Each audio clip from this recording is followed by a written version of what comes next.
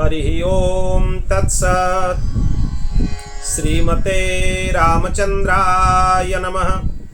ओम परमहंसा स्वादित चरणकमल चिन्मकरंदाय भक्तजनमानस निवासाय श्रीरामचंद्राय नमः। वागीसायस्य वदने लक्ष्मीर्यस्य च वक्षसि यस्यास्ते हृदये संवित् तं नृसिंहमहं भजे। विश्वसर्ग विसर्गादि नवलक्षणलक्षितं श्रीकृष्णक्यं परं धामं जगद्धाम नमामि तत्। प्रह्लाद नारद पराशर पुंडरीका व्यासंवरी ससुक सौनक भीष्मदलभ्यं रुक्मांगदार्जुन वसिष्ठ विभीषणादीन् पुण्यानिमन् परम भागवतं नमामि। श्री सीतानाथ समारंभं श्रीरामानंदार्य मध्यमम् अस्मदाचार्य पर्यन्तं वंदे श्री गुरु परंपराम्। नमोस्तु रामाय सलक्ष्मणाय देव्यै च तस्यै जनकात्मजायै। नमोस्तु रुद्रेन्द्र यमानिलेभ्यो नमोस्तु चंद्रार्कमरुद्गणेभ्यः। रामं रामानुजं सीतं भरतं भरतानुजं सुग्रीवं वायुसूनुश्च प्रणमामि पुनः पुनः।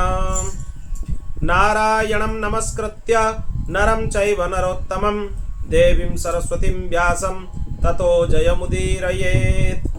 जन्माद्यस्य यतन्वयादितरतः स्यार्थे स्वभिज्ञः स्वराट् तेने ब्रह्म हृदय आदि कवये मुह्यन्ति यात् सूरयः। तेजो वारिमृदं यथा विनिमयो यत्र त्रिसर्गो मृषा धाम्ना स्वेन सदा निरस्तकुहकं सत्यं परं धीमहि। राम रघुवर की प्राण प्रिया भजो रे मन सिया सिया। राम रघुवर की प्राण प्रिया भजो रे मन सिया सिया। राम रघुवर की प्राण प्रिया भजो रे मन सिया सिया। राम रघुवर की प्राण प्रिया भजो रे मन सिया सिया। सिरहल की नोक सीता हर की हराई। सिरहल की नोक सीता हर की हराई। तेहि ते प्रगटाई ताते सीता कहाई। तेहि ते प्रगटाई ताते सीता कहाई। मिथिला को कृतार्थ किया भजो रे मन सिया सिया। मिथिला को कृतार्थ किया भजो रे मन सिया सिया। राम रघुवर की प्राण प्रिया भजो रे मन सिया सिया। राम रघुवर की प्राण प्रिया भजो रे मन सिया सिया। पहले तो प्रगट भई होके किशोरी। पहले तो प्रगट भई होके किशोरी। पहले तो प्रगट भई होके किशोरी। पहले तो प्रगट भई होके किशोरी। रोबन लगी होके नन्ही सी चोरी। रोबन लगी होके नन्ही सी चोरी। रोबन लगी होके नन्ही सी चोरी। रोबन लगी होके नन्ही सी चोरी। मिथिलेश्वर ने गोद लिया भजो रे मन सिया सिया। मिथिलेश्वर ने गोद लिया भजो रे मन सिया सिया। राम रघुवर की प्राण प्रिया भजो रे मन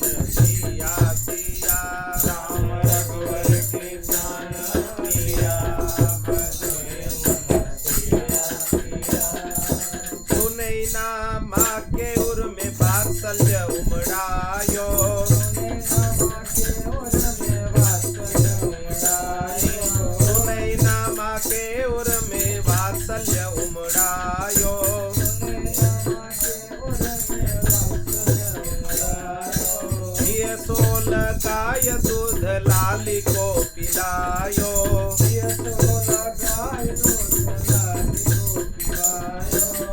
सोल गाय दूध लाली को पिवायो, प्राण तन मन धन सर्वस सिया बजोरे मन सिया सिया, प्राण मन धन सर्वस सिया बजोरे मन सिया सिया, राम रघुवर की प्राण प्रिया बजोरे मन सिया सिया, राम रघुवर की प्राण प्रिया बजोरे मन सिया सिया। अखिल जग की जननी आज कन्या होके आई, अखिल जग की जननी आज कन्या होके आई, अखिल जग के जननी आज कन्या होके आई,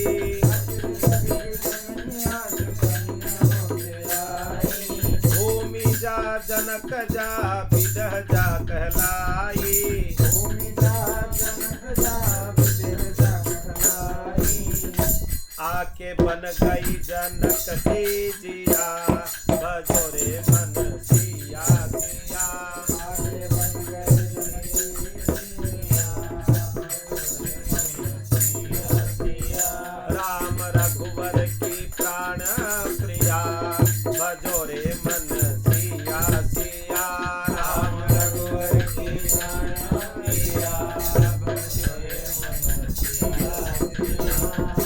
दूरी भयो 12 बरस की अकाल, दूरी भयो 12 बरस की अकाल, दूरी भयो 12 बरस की अकाल, दूरी भयो 12 बरस की अकाल, मिथिला निवासी भये सब विधि निहाल, मिथिला निवासी भये सब मिथिला निवासी भये सब विधि निहाल,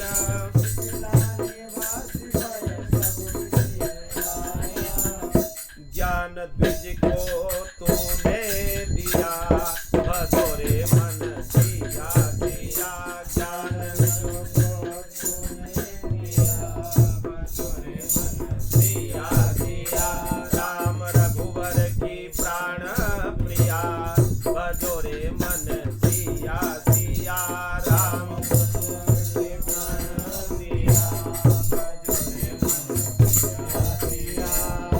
करुणामयी भर करुणा से नैना, करुणामयी भर करुणा से नैना, करुणामयी भर करुणा से नैना, करुणामयी भर करुणा से नैना, करुणा सनेया के अत्रु से वैना,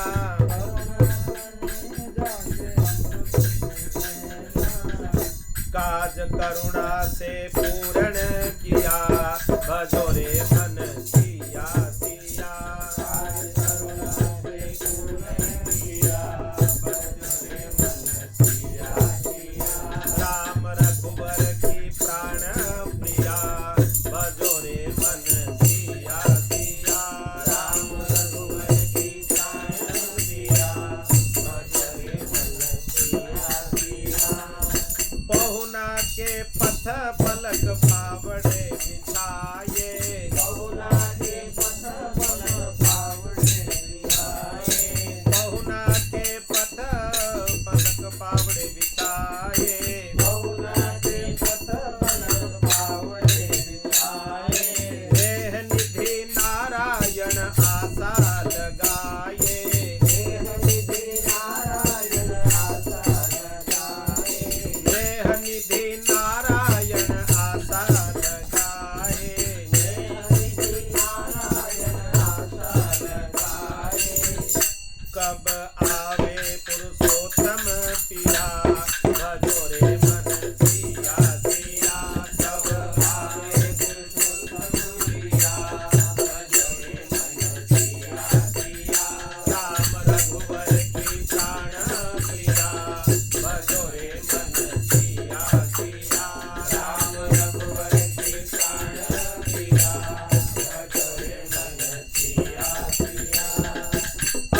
जग के जननी आज कन्या होके आई। अखिल जग के जननी आज कन्या होके आई। अखिल जग के जननी आज कन्या होके आई। अखिल जग के जननी आज कन्या होके आई। भूमि जा जनक जा विदेह जा कहलाई। भूमि जा जनक जा विदेह जा कहलाई। भूमि जा जनक जा विदेह जा कहलाई। भूमि जा जनक जा विदेह जा कहलाई। आके बन गई जनक की जिया भजो रे मन सिया सिया। आके बन गई जननी भजो रे मन सिया सिया। राम रघुवर की प्राण दिया भजो रे मन सिया सिया। राम रघुवर की प्राण प्रिया भजो रे मन सिया सिया। पहले तो प्रकट भई होके किशोरी। पहले तो प्रकट भई होके किशोरी। पहले तो प्रकट भई होके किशोरी। पहले तो प्रकट भई होके किशोरी। रोबन लगी होके नन्ही किशोरी। रोवन लगी होके नन्ही किशोरी। रोबन लगी होके नन्ही किशोरी। रोवन लगी होके नन्ही किशोरी। सिद्धेश्वर ने गोद में लिया भजो रे मन सिया सिया। मिथिलेश ने गोद में लिया भजो रे मन सिया सिया। राम रघुवर की प्राण प्रिया भजो रे मन सिया सिया। राम रघुवर की प्राण प्रिया भजो रे मन सिया सिया। राम रघुवर की प्राण प्रिया भजो रे मन सिया सिया। राम रघुवर की प्राण प्रिया भजो रे मन सिया सिया। राम रघुवर की प्राण प्रिया भजो रे मन सिया सिया। राम रघुवर की प्राण प्रिया भजो रे मन सिया सिया। राम रघुवर की प्राण प्रिया भजो रे मन सिया सिया। राम रघुवर की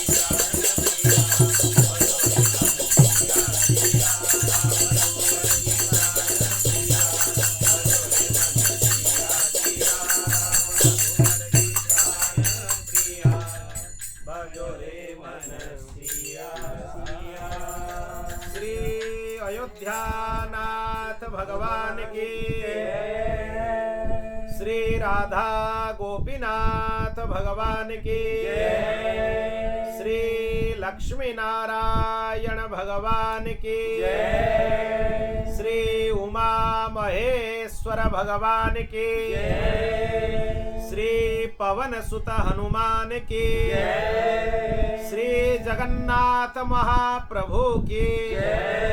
श्री बलभद्र महाप्रभु की। श्री सुभद्रा माता की। श्री चक्रराज सुदर्शन भगवान की। श्री विमला माता की। श्री पुरुषोत्तम मास महामहोत्सव की। श्रीमद् जगत गुरु आद्य रामानंदाचार्य भगवान की। चंद्रकला अवतार श्रीमद् स्वामी श्री अग्रदेवाचार्य जी महाराज की। श्रीमद् स्वामी श्री मलुक देवाचार्य जी महाराज की। श्री पहाड़ी बाबा जी महाराज की। श्री भक्तमाली जी महाराज की। परम पूज्य सद्गुरुदेव भगवान की। जय जय श्री सीताराम। जय जय श्री राधे श्याम। हर हर महादेव। निताय गौर हरि बोल। अनंत कोटि ब्रह्मांड नायक परात्पर अखिलेश्वर निखिल हेय प्रत्यनीक अनंत कल्याण गुणगण निलय भगवान श्री हरि की महती कृपा करुणा से आज हम सप्तम दिवस के श्रीमद् भागवत कथा के सत्र में प्रवेश कर रहे हैं। किशोरी जी का अद्भुत स्मरण हुआ।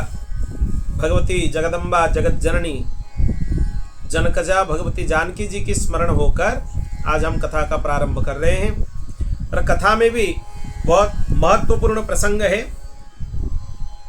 श्री कृष्ण उद्धव संवाद प्रारंभ हो गया है।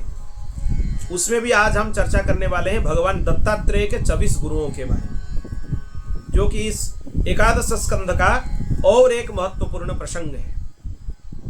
भगवान दत्तात्रेय भगवान के 24 अवतारों में से एक अवतार हैं और अत्रि जी के पुत्र हैं।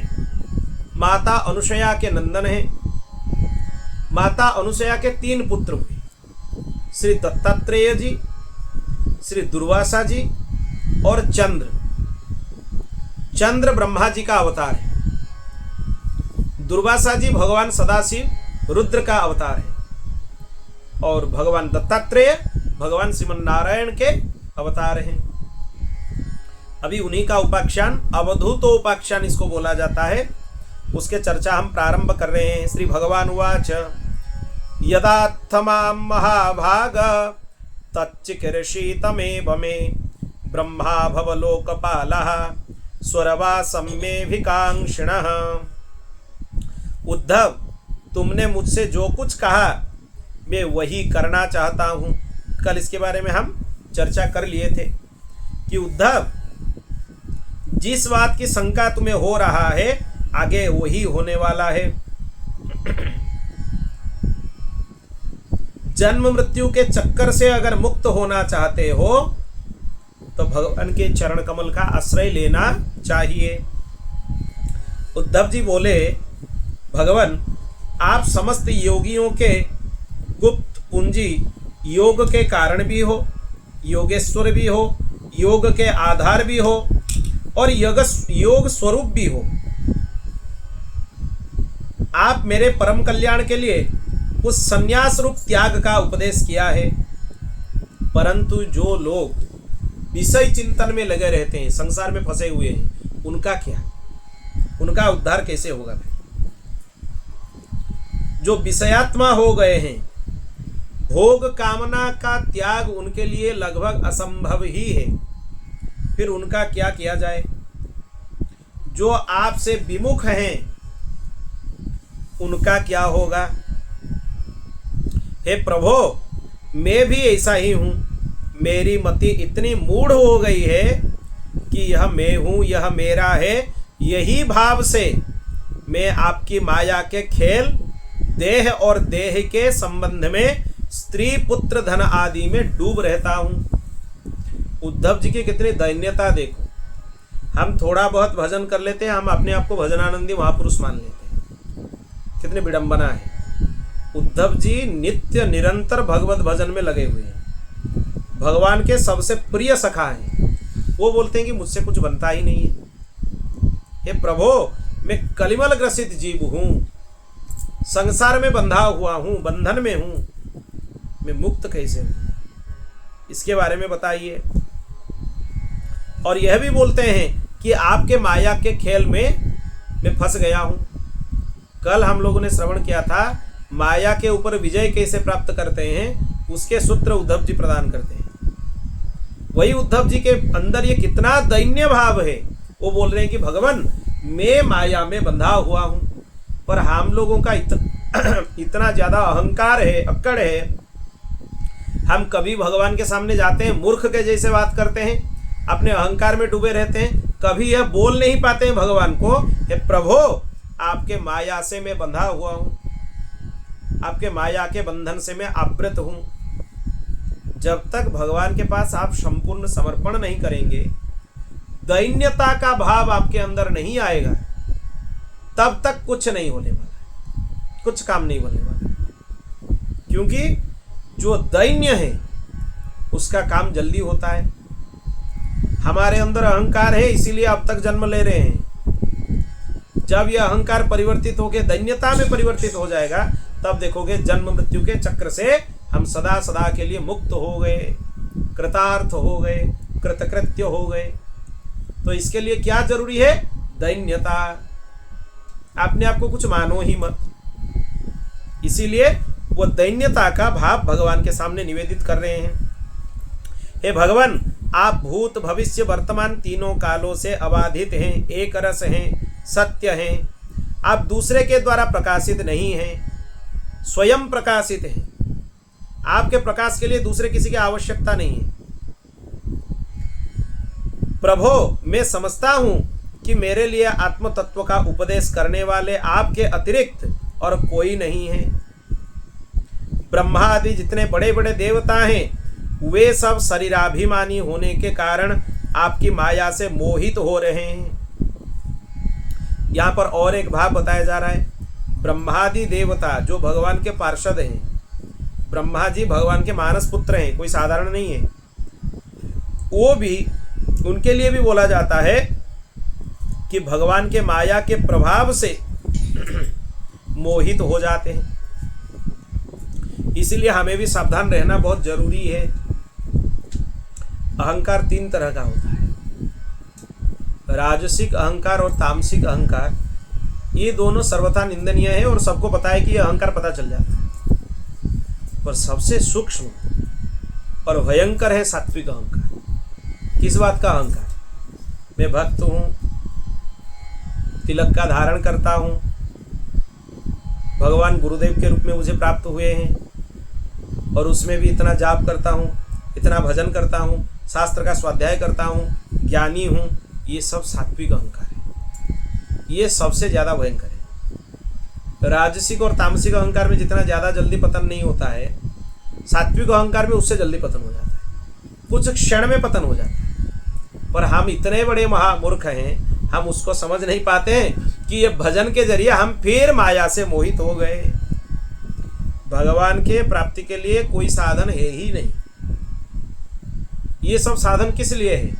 अगर कोई शरणागत भक्त कोई साधन का आश्रय ना ले, उसका समय बर्बाद हो जाएगा, समय में आग लग जाएगा। इसीलिए साधन का उपदेश शास्त्रों ने किया है, भगवान की है। पर साधन का मतलब ये नहीं कि साधन करके तुम भगवान को प्राप्त कर लो। भगवान के प्राप्ति के लिए कोई साधन है ही नहीं।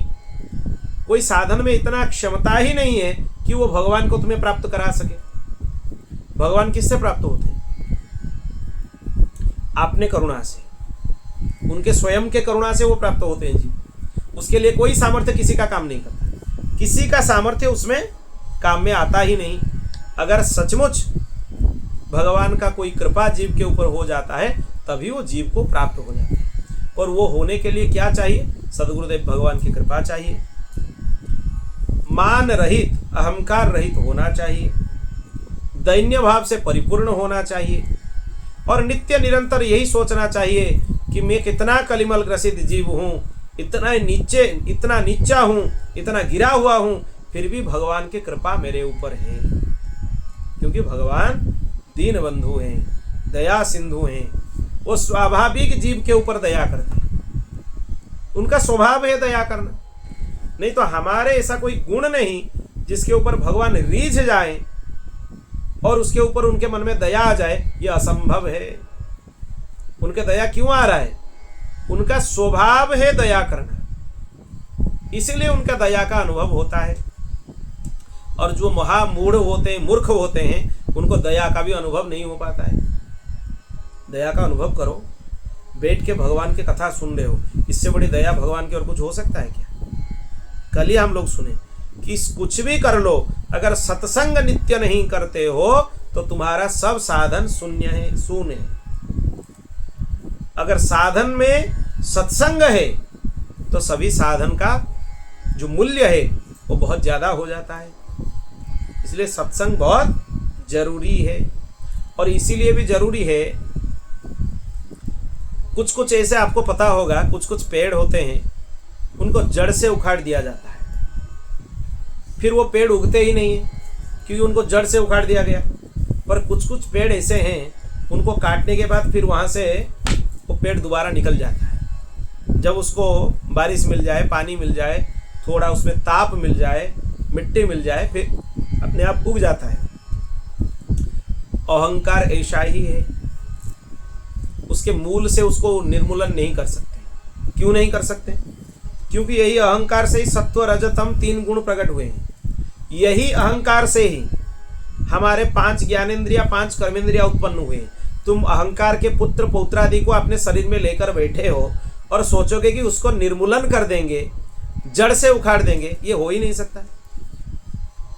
तो इसीलिए बीच बीच में जब उसको कारक मिल जाते हैं वो उग जाता है बीच में। फिर उसको क्या करें, उसका फिर उपाय क्या है?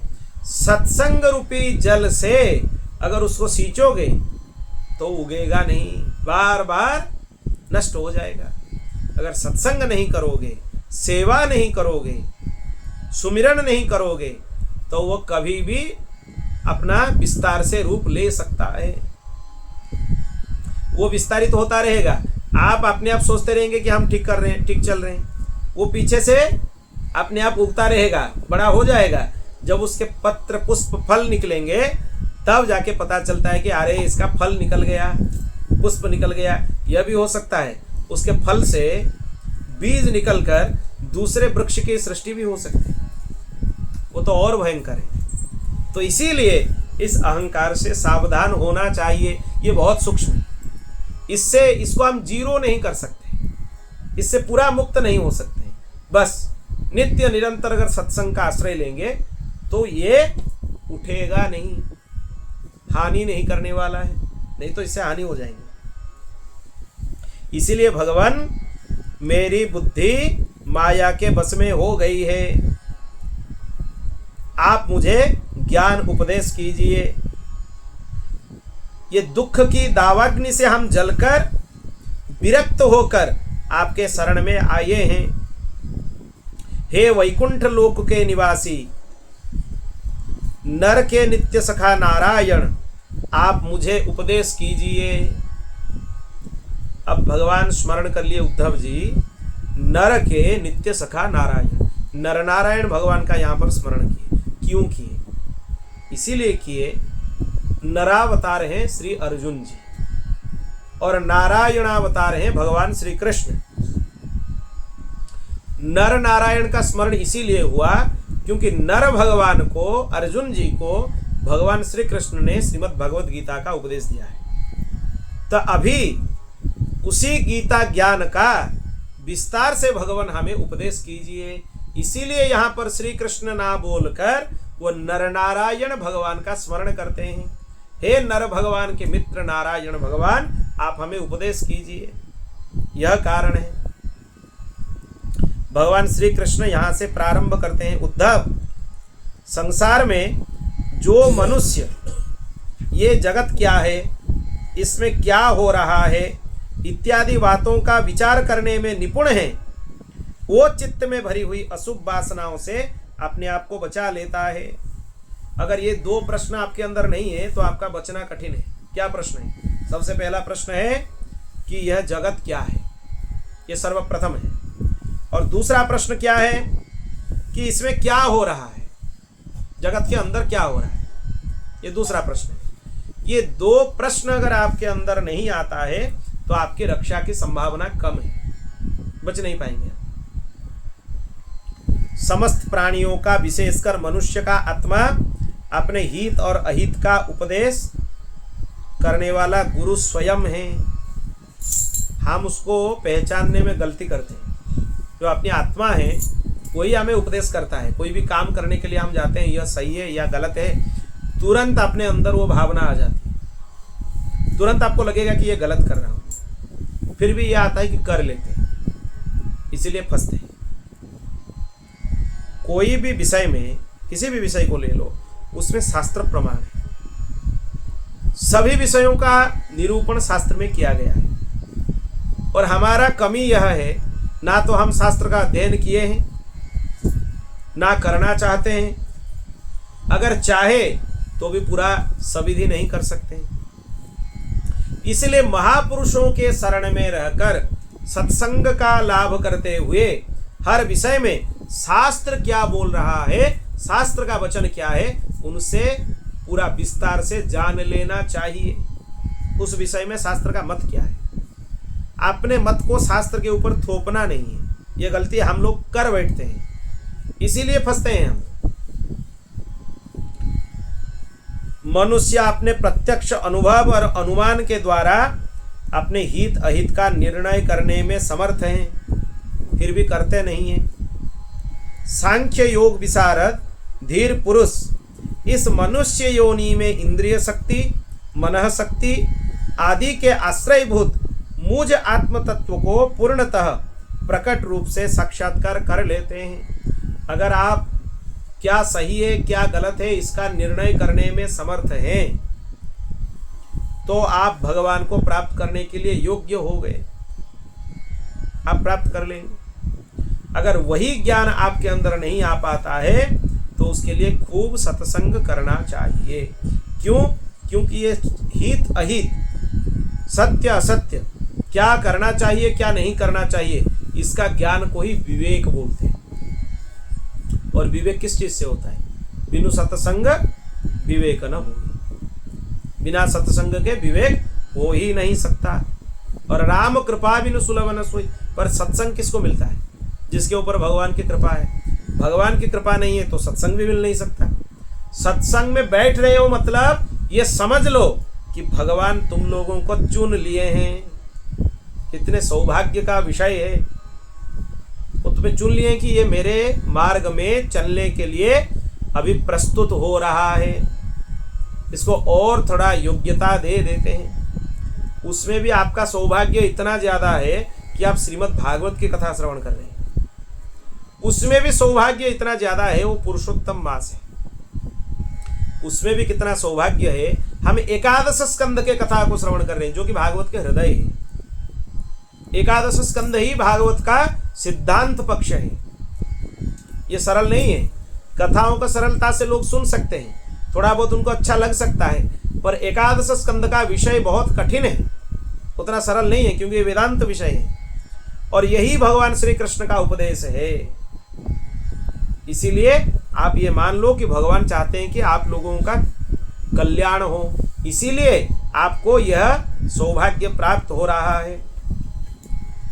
भगवान बोल रहे हैं, देखो मैंने 1 पैर वाले, 2 पैर वाले, 3 पैर वाले, 4 पैर वाले, 4 से अधिक पैर वाले, बिना पैर वाले अनेक शरीरों का निर्माण किया है। भगवान किए, विविधता है सृष्टि में, उनमें मुझे सबसे अधिक प्रिय मनुष्य का ही शरीर है। भगवान बोलते हैं देखो, इस मनुष्य शरीर में एकाग्र चित्त, तीक्ष्ण बुद्धि, पुरुष बुद्धि आदि ग्रहण किए जाने वाले हेतुओं से, जिनसे कि अनुमान भी होता है, अनुमान से अग्राह्य अर्थात अहंकार आदि विषयों से भिन्न मुझ सर्व प्रवर्तक ईश्वर को साक्षात अनुभव करते हैं। इसमें थोड़ा ध्यान देने वाला विषय है, विषय थोड़ा कठिन है, इसमें ध्यान दो। मनुष्य शरीर में विशेषता क्या है? सबसे पहले यह है कि एकाग्र चित्त हो सकता है मनुष्य। एकाग्रता दूसरे जीवों में नहीं है, किसमें है? मनुष्य में है। फिर तीक्ष्ण बुद्धि भी मनुष्य के पास है, बुद्धि का प्रभाव मनुष्य के पास है। वो चाहे तो अपने बुद्धि का उपयोग करते हुए कहीं भी पहुंच सकता है। और इसमें अनुसंधान का 2 भेद है। क्या क्या भेद है? ध्यान देने वाला चीज है। एक स्वप्रकाश तत्व के बिना बुद्धि आदि जड़ पदार्थों का प्रकाश नहीं हो सकता है। हमारे अंदर कोई तो स्वप्रकाश है जिसके वजह से हमारे बुद्धि के ऊपर प्रकाश हो रहा है, हमारे चित्त के ऊपर प्रकाश हो रहा है, हमारे मन के ऊपर प्रकाश हो रहा है, हमारे अहंकार के ऊपर प्रकाश हो रहा है, हमारे इंद्रियों के ऊपर प्रकाश हो रहा है। वो कौन है जिसके वजह से सबको प्रकाश मिल रहा है? वही आत्म तत्व भगवान ही है।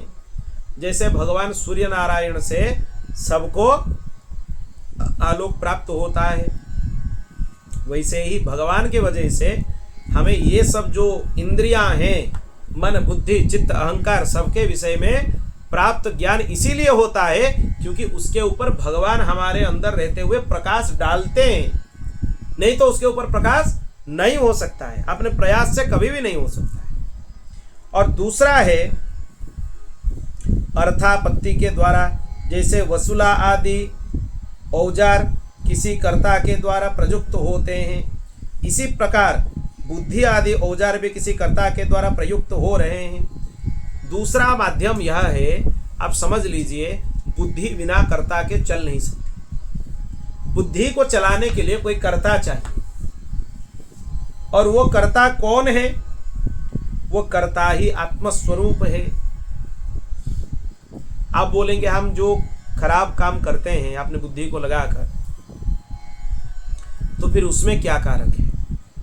बुद्धि दो तरह की है, निश्चयात्मिका बुद्धि और दूसरा है संशयात्मिका बुद्धि। निश्चयात्मिका बुद्धि मतलब जो निश्चय कर लेता है यह हमें करना है, सत्य संकल्प कर लेता है, उसको निश्चयात्मिका बुद्धि कहते हैं। और संशयात्मिका बुद्धि जो हमें लेकर फंसाती है वो है संशयात्मिका बुद्धि। जो निश्चयात्मिका बुद्धि के प्रेरक हैं वो आत्मस्वरूप परमात्मा हैं। अगर उसमें जीव अपना मान लेता है तो वो जो निश्चयात्मिका बुद्धि है वो फिर संशयात्मिका बुद्धि में बदल जाती है। अगर उसको तुम अपना मान लोगे कि हम करते हैं, हम करता हैं, अपने आप को कर्ता मान लोगे तो फंसोगे। फिर जो निश्चयात्मिका बुद्धि थी वो क्या हो जाएगी? फिर संशयात्मिका बुद्धि, मतलब तुम संदेह में फंस जाओगे और गलत कर बैठोगे। यह समझना चाहिए। इस विषय में महात्मा लोग एक प्राचीन इतिहास का वर्णन करते हैं। वह इतिहास परम तेजस्वी अवधूत दत्तात्रेय भगवान और राजा यदु के संवाद के रूप में लिखा हुआ है। एक बार धर्मज्ञ मर्मज्ञ राजा यदु ने देखा कि एक त्रिकालदर्शी तरुण अवधूत ब्राह्मण निर्भय होकर विचरण कर रहे हैं। तब उनके पास जाकर राजा यदु ने प्रश्न किया। वो आश्चर्य हो गए कि इतने इतने कष्ट है सबके अंदर, इतने दुख है संसार में, फिर भी ये इतने आनंद से कैसे भ्रमण कर रहे हैं? क्या कारण है? आप ज्यादातर महापुरुषों को देखेंगे, संसार में कहीं भी कुछ भी हो जाए वो अपने मस्ती में रहते हैं, वो अपने आनंद में रहते हैं। तो यदु जी को यह देखने के लिए मिला कोई अवधूत अपने आनंद में उन्मत्त होकर रहते हैं। फिर यदु आकर प्रश्न किए, ब्राह्मण आप कर्म तो करते नहीं हैं, मुझे तो दिखाई नहीं देता है कि आप कुछ काम कर रहे हो, फिर आपको यह अत्यंत निपुण बुद्धि कहाँ से प्राप्त हुई? किसका आश्रय लेकर आप परम विद्वान होने पर भी एक छोटे बालक के जैसे संसार में विचरण करते हैं? यही ज्ञानी का स्वरूप है। जब ज्ञान परिपक्वता में आ जाता है, ज्ञानी स्वच्छंद विचरण करते हैं, एक छोटे बालक के जैसे विचरण करते हैं। यही ज्ञान की परिपक्वता है। ये कैसे हुआ? यदु जी आकर प्रश्न किए। ऐसा देखा जाता है कि मनुष्य आयु, यश अथवा सौंदर्य, संपत्ति आदि की अभिलाषा लेकर धर्म, अर्थ, काम अथवा तत्व जिज्ञासा से प्रवृत्त है। अकारण कहीं किसी से प्रवृत्ति नहीं देखी जाती। आप किसी के पास जाते हैं मतलब कोई स्वार्थ आपका है, इसीलिए आप जाते हैं। बिना स्वार्थ के कहीं कोई भी नहीं जाता है। यह संसार का नियम है। किसी के पास भी कोई जा रहा है मतलब उसका कोई काम है, कुछ ना कुछ काम होगा। बिना काम से कोई कहीं जाता नहीं है। मैं देख रहा हूं आप कर्म करने में समर्थ हैं, विद्वान हैं, निपुण हैं। आपका भाग्य और सौंदर्य भी प्रशंसनीय है। आपके वाणी से मानो अमृत टपक रहा है, फिर भी आप जड़ होकर, उन्मत्त होकर, पिशाच के समान रहते हुए इधर उधर भ्रमण करते हैं, ना कुछ करते हैं ना कुछ चाहते हैं। यह अवधूत स्थिति है। यह स्थिति आपको कैसे प्राप्त हुई? जिसको यह स्थिति सिद्ध हो जाती है उसको कुछ फर्क नहीं पड़ता है आपने चारों तरफ क्या हो रहा है नहीं हो रहा है, उसको फर्क नहीं पड़ रहा है। इसको पाने के लिए लोग तरसते हैं। ये स्थिति को प्राप्त होने के लिए लोग तरसते हैं कि निश्चिंत हो जाए, संसार की कोई चिंता का प्रभाव ही ना हो, कुछ फर्क ही ना होगा आपके ऊपर। ये बहुत अद्भुत है ये स्थिति। इसको पाने के लिए लोग तरसते रहते हैं और संसार के लोग इसको समझ नहीं पाते। वो बोलते हैं कि जड़ हो गया, मूर्ख हो गया, कुछ नहीं करता है। जैसे जड़ भरत जी को लोग समझने लगे पागल है, कुछ बोलता नहीं है, कुछ करता नहीं है। कुछ बोलता करता नहीं, मतलब वो क्या है, पागल है, लोग समझ रहे नहीं। पर राजा रहुगण जब आया, सिंध सौवीर देश का राजा, उसको कितना अद्भुत ज्ञान उपदेश किए जड़ भरत जी। दत्तात्रेय भगवान वही करते हैं, वो स्वच्छंद में विचरण करते हैं, कुछ करते नहीं, कुछ सोचते नहीं, कहीं में फंसे हुए भी नहीं है। इतना अद्भुत स्थिति देखकर राजा यदु को बार बार संशय हो रहा है। संसार के अधिकांश लोग काम और लोभ के दावानल से जल रहे हैं, कहीं भी देख लो, उनको बस उनकी ही चिंता है, उनके मन की जो लालसा है उसको पूर्ण करने के लिए वो जल रहे हैं, और कुछ नहीं है संसार में।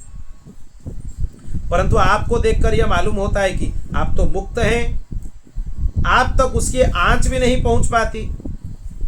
और ठीक वैसे ही जैसे कि वन में कोई हाथी दावाग्नि लगने पर गंगा जल में खड़ा हो, वन में आग लग गया, एक हाथी वन में थी, हाथी वन में था, पर हाथी के ऊपर उसका आग का कुछ प्रभाव नहीं हुआ। क्यों नहीं हुआ? वो गंगा जल के अंदर खड़ा हो गया है। जल में खड़ा होते हुए आग का प्रभाव होना असंभव है, इसीलिए हाथी के ऊपर कुछ प्रभाव नहीं हुआ। आपको देखने से ऐसा ही पता चल रहा है। आप संसार के अंदर हैं, फिर भी आप संसार के अंदर लिप्त नहीं हैं। कैसे? पद्म पत्रमिवाम्भसा, पद्म की जो पत्र है उसमें देख लो, जल की एक बूंद भी गिरते हैं तो वो क्या होती रहती है, लटकती रहती है, वो बिंदु कहीं भी गिर जाती है, लगती नहीं। क्यों? क्योंकि जल पद्म पत्र में लिप्त नहीं होती। इसका कारण क्या है? आप इतने आनंद में कैसे रह सकते हैं? आजकल के लोग भी परेशान हो जाते हैं जब महापुरुषों को देखते हैं, इतना चिंता है संसार में, आपके ऊपर कोई चिंता का प्रभाव नहीं है। इसीलिए तो इतने बड़े बड़े महापुरुष निष्किंचन होते हुए भी बड़े बड़े खरबपति अरबपति उनके चरणों में जाकर लौट जाते हैं। वो बोलते हैं कि देखो हमारे पास इतना संपत्ति है, पर हमारे पास जो नहीं है, जो शांति की कमी है हमारे पास, आपके पास वो शांति भरपूर है। क्यों है? इसका कारण क्या है? यदु राजा भी जानना चाहते हैं, इसीलिए वो दत्तात्रेय भगवान को प्रश्न करते हैं। आप पुत्र, स्त्री, धन, संसार, ये सबके स्पर्श से भी रहित हैं। संसार के लोग सोचते हैं वही सबसे भाग्यवान है, जिसके पत्नी हो, जिसका पुत्र हो, जिसके पास धन हो, जिसके पास संपत्ति हो। ये सब कुछ आपके पास कुछ भी नहीं है, फिर भी आप अपने स्वरूप में स्थित रहते हैं, आनंद में निमग्न रहते हैं। ये कैसे संभव हो रहा है? ये तो संसार से विपरीत लगता है। आपके पास ये स्थिति कैसे आया? आप कृपा करके बताइए। अत्यंत विनम्र भाव से सिर झुकाकर वो प्रश्न किए। तब दत्तात्रेय भगवान उत्तर दिए, राजन, मैंने अपने बुद्धि से बहुत से गुरुओं का आश्रय लिया है, उनसे शिक्षा ग्रहण करके मैं इस जगत में मुक्त भाव से स्वच्छंद विचरता रहता हूँ। तुम उन गुरुओं के नाम और उनसे ग्रहण की हुई शिक्षा को सुन लो, फिर तुम भी कृतार्थ हो जाओगे। मेरे एक दो गुरु नहीं है, इसमें आशय यह है कि दीक्षा देने वाले गुरुजी तो एक ही होते हैं, वो तो 2 4 5 नहीं हो सकते, पर शिक्षा ग्रहण करने के लिए हजारों गुरुओं का ग्रहण किया जा सकता। तो इसीलिए मेरे बहुत सारे गुरु हैं, और उनके प्रति भी ये भाव नहीं होना चाहिए कि इनके प्रति ज्यादा भाव, इनके प्रति कम भाव। गुरु मतलब गुरु कोई शरीर नहीं होता है, गुरु एक तत्व होता है, गुरु एक सत्ता होती है। इसीलिए गुरु तत्व को परमात्म तत्व से ही समान मान लो। हम सुने थे नवयोगेश्वर संवाद में सबसे पहले बोला गया है कि गुरुदेव में ही भगवान का स्मरण कर लो। गुरुजी और भगवान में कोई अंतर नहीं है, इतना भी अंतर नहीं है, क्योंकि गुरु साक्षात परम ब्रह्म। ये बोलने के लिए है कि सोचने के लिए है कि मानने के लिए है? मानने के लिए है। हम लोग बोलते हैं पर मान नहीं पाते हैं। कभी कभी तो लोग ये भी बोल देते हैं, देखो गुरुजी को इतना इस विषय में ज्ञान नहीं है, कितने जड़ बुद्धि हो। तुम बोल देते हो गुरुजी को यह पता नहीं है। तुम गुरुजी को मनुष्य मानते हो कि भगवान मानते हो? अगर भगवान मानते हो तो काम हो जाएगा इसी जन्म में। गुरुजी अपने आप को तो मनुष्य ही मानेंगे, पर हमारा भाव गुरु जी के प्रति क्या होना चाहिए कि यही परब्रह्म है, यही परमात्मा है, इनके अलावा परमात्मा तत्व कोई हो ही नहीं। और उसमें हमारा मनुष्य बुद्धि आ जाता है। देखो गुरुजी बात मानते नहीं है, गुरुजी सुनते नहीं है। क्या गुरुजी तुम्हारे चेला है या तुम गुरुजी के चेला हो? यह समझने में बहुत दिक्कत होता है। लोग गुरुजी को समझाने लग जाते हैं, कितने मूर्खता है वो। कौन कौन है उनके गुरु, ध्यान देकर सुन लो। पृथ्वी वायुराकाशो मापो अग्निश्चंद्रमा रविः कपतो जगरः सिंधु पतंगो मधुकृत गजः मधुहा हरिणो मीनः पिंगला कुररोर्भकः कुमारी सरकृत सर्प उर्णनाभिः सुपेशकृत एतमे गुरवो राजं चतुर्विंशतिराश्रिता। ये 24 गुरु हैं हमारे। कौन कौन है? पृथ्वी, वायु, आकाश, जल, अग्नि, चंद्रमा, सूर्य, कबूतर, अजगर, समुद्र, पतंग, भौरा या मधुमक्खी, हाथी, शहद निकालने वाला, और हरिण, मछली, पिंगला, पिंगला वैश्या, और कूरर पक्षी, बालक, कुंवारी कन्या, बाण बनाने वाला, सर्प, मकड़ी और भृंगी कीट। राजन मैंने इन 24 गुरुओं का आश्रय ले लिया है, इनसे शिक्षा ग्रहण की है। जो कुछ हमने सीखा है वो हम तुम्हें बताते हैं, ध्यान देकर श्रवण करो। मैंने पृथ्वी से उसके धैर्य की, क्षमा की शिक्षा ली है। 2 शिक्षा लेना है पृथ्वी से। एक क्या है? धैर्य। दूसरा क्या है? क्षमा। लोग पृथ्वी पर कितना आघात और क्या क्या उत्पात नहीं करते हैं, परंतु वो ना किसी की बदला लेती, ना रोती, ना चिल्लाती। संसार के सभी प्राणी अपने अपने प्रारब्ध के अनुसार चेष्टा करते रहते हैं। वे समय समय पर भिन्न भिन्न प्रकार से जान अनजान में आक्रमण कर बैठते हैं। धीर पुरुष को चाहिए कि उनकी व्यवस्था समझे, ना तो अपना धीरज खोवे ना क्रोध करे। तुम्हारे साथ कोई भी अनुचित से अनुचित व्यवहार हो, तुम अपने धीरज मत खो, धैर्य रखो और क्रोध मत करो। अपने मार्ग पर ज्यों का त्यों चलते रहो, बस अपना काम करते रहो। कोई कुछ भी बोलने दो। पृथ्वी के ही विकार पर्वत और वृक्ष से मैंने यह शिक्षा ग्रहण की है कि जैसे उनकी सारी चेष्टाएं सदा सर्वदा दूसरों के हित के लिए होती है। जितने भी वृक्ष हैं वह अपने के लिए कुछ करते ही नहीं। वो फल उगाते हैं किसके लिए? हम लोगों के लिए। पुष्प वहाँ पर विकसित करते हैं किसके लिए? हमारे लिए। तो जितने भी वृक्ष हैं, जितने भी पहाड़ हैं, पर्वत हैं, उनके चेष्टा किसको सुख पहुँचाने के लिए? दूसरों को।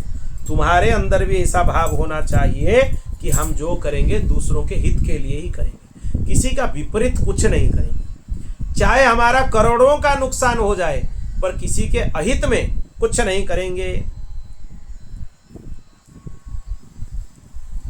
और दूसरों के हित करने के लिए ही हमारा जन्म हुआ है, यह सोचना चाहिए। साधु पुरुष को चाहिए कि उनकी शिष्यता स्वीकार करके उनसे परोपकार की शिक्षा ग्रहण करे। किन से? पर्वत से और वृक्ष से। अब देखो, मैंने शरीर के भीतर रहने वाले वायु, प्राण वायु से यह शिक्षा ग्रहण की है कि जैसे वो आहार मात्र की इच्छा रखता है और उसकी प्राप्ति से ही संतुष्ट हो जाता है, वैसे ही साधक को चाहिए जितने से जीवन निर्वाह हो जाए उतना भोजन करो, ज़्यादा मत खाओ। जितना अपना शरीर के लिए चाहिए उतना ही भोजन ग्रहण करो। इंद्रियों को तृप्त करने के लिए बहुत से विषयों का आश्रय मत लो। ज़्यादा विषयों में, वस्तुओं में फंसे रहने से ज़्यादा विडंबना है। भगवान की संकल्प से कुछ आ जाता है तो उसमें तुम फंसोगे नहीं। अपने संकल्प से सब चीज़ का विस्तार करोगे तो फंसोगे उसमें, यह विडंबना है। जिनमें बुद्धि विकृत ना हो मन चंचल ना हो और वाणी व्यर्थ की बात में न लग जाए। व्यर्थ के बकर बकर बंद करो। किसी के साथ ज्यादा बातचीत करना हानिकारक है, यहाँ पे बताया गया है। जितना आवश्यक है उतना ही बोलो। बाकी आपने वाणी का प्रयोग भगवान नाम में करो, ग्रंथ के स्वाध्याय में करो, कीर्तन में करो, मौन हो जाओ। जितना आवश्यक है उतना ही बोलो। अगर बोलना आवश्यक नहीं है, बिना बोलकर काम कर सकते हो तो कर लो, वो और भी अच्छा है। नियम ले लो कि जब तक जितना बिना बोले हुए काम हम कर सकते हैं कर लो। लोग बोलने वाले होते हैं, वो तो बोलेंगे। अच्छा करोगे तो भी बोलेंगे, बुरा करोगे तो भी बोलेंगे, कुछ नहीं करके बैठे रहोगे तब भी बोलेंगे। अच्छा कर लोगे, हाँ पता है ये तो सब लोग कर लेते हैं, ये भी कर लिया, ये बोल देंगे लोग। तुम कितने कष्ट से कर रहे हो, क्या कर रहे हो, उससे उनका मतलब नहीं है। बोलेंगे ये तो कोई भी कर लेता है, इसमें क्या बड़ी बात है, हम भी कर लेंगे, इसे सुयोग मिले तो हम भी कर लेंगे। तो लोगों का बोलना स्वभाव है, उसके ऊपर सोचोगे कि हमें लोग बोलेंगे क्या करना है तो फंसोगे फिर। शरीर के बाहर रहने वाले वायु से मैंने यह सीखा कि जैसे वायु को अनेक स्थानों में जाना पड़ता है परंतु वह कभी भी आसक्त नहीं होता है, किसी का भी गुण दोष नहीं अपनाता है, वैसे ही साधक को आवश्यकता है विभिन्न प्रकार के धर्म स्वभाव वाले विषयों में जाए परंतु अपने लक्ष्य पर स्थित रहे, किसी के गुण के या दोष के और झुके नहीं, किसी के तरफ आसक्ति भी ना हो और द्वेष भी ना हो। यह वायु से सीखना चाहिए। वायु प्रवाहित हो रहा है, प्रवाह से उसको रोकना चाहोगे रोक सकते हो वायु, वो अपने आप प्रवाहित होकर चला जाएगा। वैसे ही तुम्हारे पास कुछ भी विषय आए, कहीं भी जाओ, कुछ भी करो, उसमें लिप्त नहीं होना है, अटकना नहीं है, उसमें झुकाव नहीं होना चाहिए। गंध वायु का गुण नहीं है, वो पृथ्वी का गुण है, परंतु वायु को गंध का वहन करना पड़ता है। वायु अगर अच्छे जगह से गुजर जाता है तो अच्छा सुगंध लेकर चला जाता है, अगर गंदे जगह से वायु गुजरता है तो जो खराब दुर्गंध है उसको लेकर चला जाता है। पर गंध उसका गुण है क्या? गंध किसका गुण है? पृथ्वी का गुण है, वायु का गुण नहीं है। वैसे ही साधक का जब तक इस पार्थिव शरीर से संबंध है तब तक उसको व्याधि पीड़ा भूख प्यास इसका वहन करना होगा। जब ये समझ लोगे कि मैं शरीर नहीं, मैं चिदानंदमय भगवान का स्वरूप हूँ, आत्मा हूँ, तब वो गुणों का आश्रय लेने पर भी निर्लिप्त रहता है, कोई प्रभाव नहीं होता है। हमारे शरीर में कोई रोग हो, कोई शोक हो, कोई कष्ट हो या कोई मन में दुख हो, वो किसके ऊपर प्रभाव होता है? जो यह मान बैठता है कि हम शरीर हैं, जो उससे ऊपर उठ जाता है, यह समझ लेता है कि हम शरीर नहीं हैं, हम भगवान के अंश हैं, निर्मल चिदानंदमय स्वरूप आत्मा है, तो उसके ऊपर इनका प्रभाव कुछ नहीं होता है। जैसे कि वायु सुगंध दुर्गंध दोनों को वहन करने के बाद भी वो वायु के पास रहते हैं क्या? बस वो उनको एक जगह से दूसरे जगह पहुंचा देता है, उसका उतना ही काम है।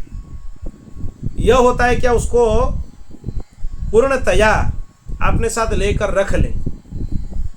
क्यों नहीं रख सकता है? क्योंकि वायु उसके पास गंध का गुण है ही नहीं। वो किसका गुण है? पृथ्वी का गुण है। ऐसे ही हमारे शरीर का यह धर्म है कि शरीर मिटेगा, शरीर में रोग होगा, शरीर में कष्ट होगा, शरीर में दुख होगा, ये शरीर का गुण है, यह आत्मा का गुण नहीं है। आत्मा शरीर के अंदर रहता है इसलिए उसको इनका अनुभव हो जाता है, पर यह आत्मा का विषय नहीं है। यह किसका विषय है? शरीर का विषय है, इसको समझना चाहिए। राजन, जितने भी घट मठ आदि पदार्थ हैं, चाहे चल हो चाहे अचल हो, उनके कारण भिन्न भिन्न प्रतीत होने पर भी वास्तव में आकाश एक होता है, अपरिछिन्न होता है, अखंड होता है। वैसे भी जितने चर अचर सूक्ष्म स्थूल शरीर हैं उनमें व्याप्त होने वाले कारण ब्रह्म सभी में हैं। सब में है। साधक को चाहिए कि सूत के मनियों में व्याप्त सूत के समान आत्मा को अखंड और असंग रूप से देखे। जैसे कि एक वस्त्र में धागा के अलावा और कुछ है ही नहीं, कुछ नहीं है। कहीं भी एक वस्त्र को उठाकर देख लो, उसमें धागा ही धागा है, सूत्र ही सूत्र है। वैसे ही आत्म तत्व हर जगह व्याप्त है। ऐसा कोई स्थान नहीं है जहां पर आत्मा का प्रभाव नहीं है। वो व्याप्ति में बहुत विशाल है और सूक्ष्म में इतना सूक्ष्म है कि उसको देख नहीं सकते। मतलब बड़े चीजों में सबसे बड़ा है और छोटे चीजों में सबसे छोटा है। इतना छोटा है कि उसको देखने में नहीं आता है उसको, और बड़ों में इतना बड़ा है कि उसका अनुभव भी हम नहीं कर पाते। कितना विचित्र है ये आत्मा। वो इतना विस्तृत है कि उसकी तुलना आकाश से किया जाता है। इसीलिए साधक को आत्मा की आकाश रूपता की भावना करना चाहिए। यह आकाश से हमें सीखना चाहिए। आकाश जैसे व्याप्त है, तुम्हें बोला जाएगा आकाश कहाँ से प्रारंभ हुआ है उसको ढूंढ लो, कहाँ पर आकाश का अंत हुआ है उसको ढूंढ लो। ढूंढ सकते हो? आत्मा का भी आदि अंत नहीं है, आत्मा भी वैसे ही विस्तारित है। आग लगती है, पानी बरसता है, अन्न आदि पैदा होते हैं और नष्ट होते हैं। वायु की प्रेरणा से बादल आते हैं और चले जाते हैं। यह सब होने पर भी आकाश अछूता रहता है। बादल आते हैं, बादल से प्रभावित होता है आकाश। जल बरसता है, प्रभावित होता है आकाश। सूर्य उदय होते हैं, उनसे प्रभावित होता है आकाश। सूर्य अस्ताचल को चले जाते हैं, उनसे प्रभावित होता है आकाश। आकाश किसी से भी प्रभावित नहीं होता है। आत्मा आकाश के जैसा ही है। कितना शरीर ये बदल लिया है उसका तो लिस्ट भी तैयार नहीं कर सकते हैं। पर उनका प्रभाव आत्मा के ऊपर नहीं होता है, क्योंकि आत्मा आकाश के जैसे विस्तार वाला है। इसीलिए पूर्व जन्म में या इसी जन्म में जन्म जन्मांतरों में किए गए किसी भी कर्म का प्रभाव आत्मा के ऊपर नहीं होता है। आत्मा के कितने शरीर हैं? 3 शरीर, कारण शरीर, सूक्ष्म शरीर और स्थूल शरीर। ये जो दिख रहा है ये स्थूल शरीर है, इसके अंदर और 2 शरीर है। जब मृत्यु होती है जीव का, तो आत्मा अपने साथ 2 शरीर लेकर चला जाता है। क्या क्या? सूक्ष्म शरीर और कारण शरीर। ये सूक्ष्म शरीर नष्ट होना बहुत कठिन है। जो कर्म फल है वो आत्मा का नहीं है। आत्मा के ऊपर कोई कर्म का फल होता ही नहीं है। वो किसके साथ जाता है? सूक्ष्म शरीर के साथ।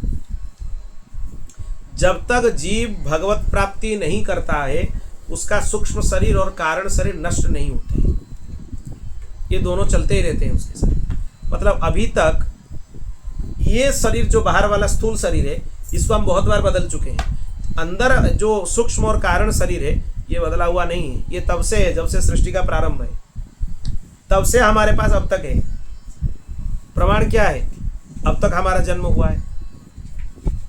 यहां तक समझ लो, अगर तुम भगवत प्राप्त नहीं हुए, प्रलय आ गया, नित्य प्रलय जिसमें सब कुछ भगवान में लीन हो जाते हैं, तब सूक्ष्म शरीर नष्ट हो जाता है और कारण शरीर नष्ट नहीं होता है। प्रलय काल में भी कारण शरीर नष्ट नहीं होता है। आत्मा उसी कारण शरीर को लेकर फिर दोबारा जन्म लेता है। जब सृष्टि का प्रारंभ होगा, सृष्टि का विस्तार होगा, अगर तुम्हारा भगवत प्राप्ति नहीं हुआ है, चाहे तुम प्रलयकालीन भगवत शरीर में समाहित हो जाओ, फिर तुम्हारा जन्म होगा, तब वही पुराना कारण शरीर को लेकर तुम फिर नया सूक्ष्म शरीर लोगे और स्थूल शरीर लेकर फिर जन्म हो जाएगा, फिर पुनर्जन्म में फंसोगे। इसीलिए जो कर्म का फल है, हमारा जो जन्म जन्मांतरों का संस्कार है, ये इस 2 शरीर के ऊपर है, सूक्ष्म शरीर और कारण शरीर। हम लोग बोलते हैं कि हम एक आत्मा को देख लिया। आत्मा को कोई देख ही नहीं सकता है। आत्मा इतना सूक्ष्म है, उसको सूक्ष्माति सूक्ष्म यंत्रों से भी हम देख नहीं सकते हैं। इतना सूक्ष्म है।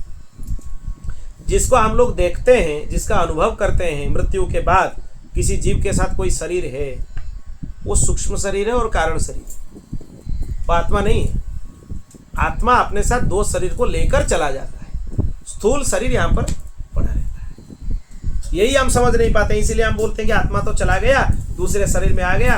अरे मूर्ख, आत्मा तो चला गया, अपने साथ 2 शरीर भी लेकर गया है, सूक्ष्म शरीर को और कारण शरीर को। इसलिए जब तक भगवत प्राप्ति नहीं होता है किसी को भी, तब तक ये सूक्ष्म शरीर और कारण शरीर ये 2 नष्ट नहीं होते, ये चलते ही रहते हैं जीव के साथ।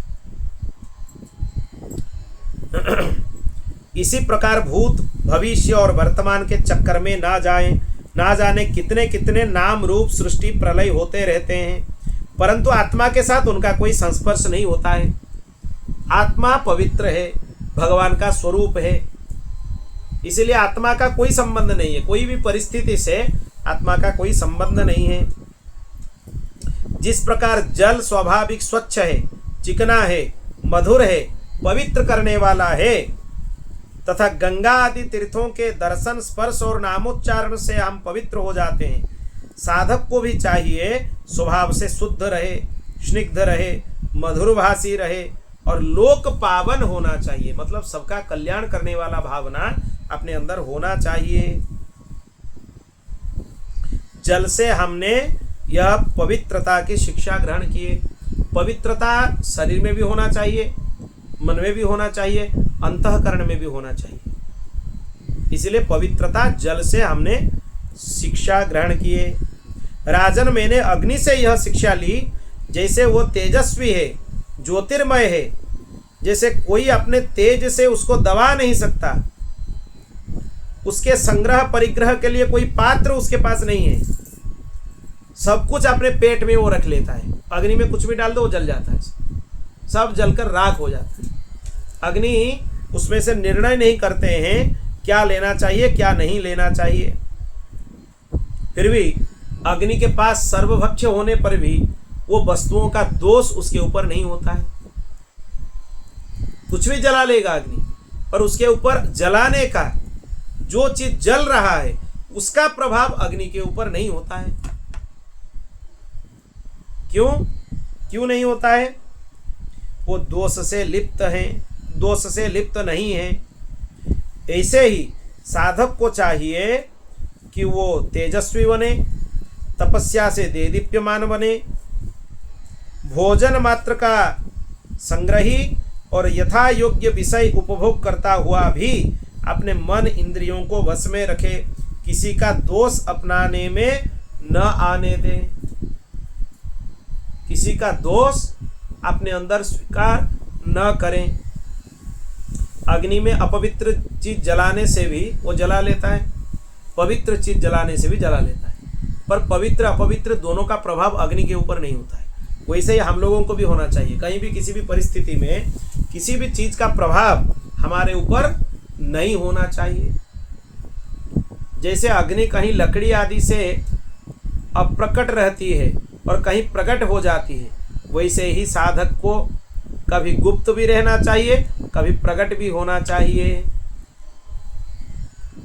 इसका मतलब साधन को छुपाना भी चाहिए और उसके अगर आवश्यकता हो तो उसका विस्तार भी करना चाहिए, पर प्रदर्शन नहीं करना चाहिए। एक तो विस्तार करना होता है, एक तो प्रदर्शन करना होता है, दोनों अलग चीज है। अग्नि के समान ही भिक्षारूप हवन करने वालों के अतीत और भावी अशुभ को भस्म कर देता है। इसी तरह अग्नि से हमें यह शिक्षा लेना चाहिए। चंद्रमा से हमने यह शिक्षा ग्रहण की, यद्यपि जिसकी गति नहीं जानी जा सकती है, उस काल के प्रभाव से चंद्रमा की कलाएं घटती बढ़ती रहती है, तथापि चंद्रमा तो चंद्रमा है, वो ना घटता है ना बढ़ता है। चंद्रमा का जो हम लोग देखते हैं कि उसका क्षय हो रहा है और वृद्धि हो रहा है, वो उसकी कलाओं का हो रहा है, चंद्रमा का नहीं हो रहा है। चंद्रमा तो जैसे वैसा ही है, विज्ञान भी तो यही बोलता है ना। चंद्र घट जाता है क्या? जो चंद्र गोलाकार दिख रहा है हमें, वो तो घटता नहीं है। क्या घट रहा है उसमें? उसकी जो कला है, जो आलोक की प्रभाव उसके ऊपर है, उसी को हम देखते हैं कि वो घटती रहती है और बढ़ती रहती है। पर असल में जो चंद्रमा है उसका क्षय होता है क्या? छोटा हो जाता है चंद्र, फिर बड़ा हो जाता है, यह होता है क्या? नहीं होता है।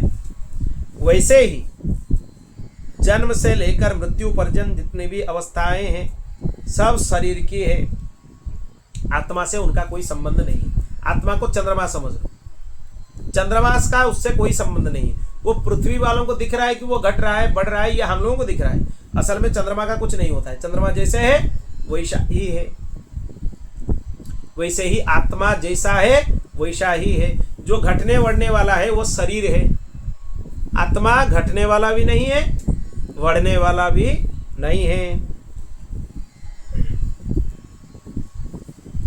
राजन, मैंने सूर्य से यह शिक्षा ग्रहण की कि वो जैसे अपने किरणों से पृथ्वी के जल को खींचते रहते हैं और समय आने पर उसको बरसा देते हैं, वैसे ही योगी पुरुष इंद्रियों के द्वारा समय समय पर विषयों का ग्रहण करता है और समय आने पर उनका त्याग भी कर देता है, वो विषय में आसक्त नहीं रहता है।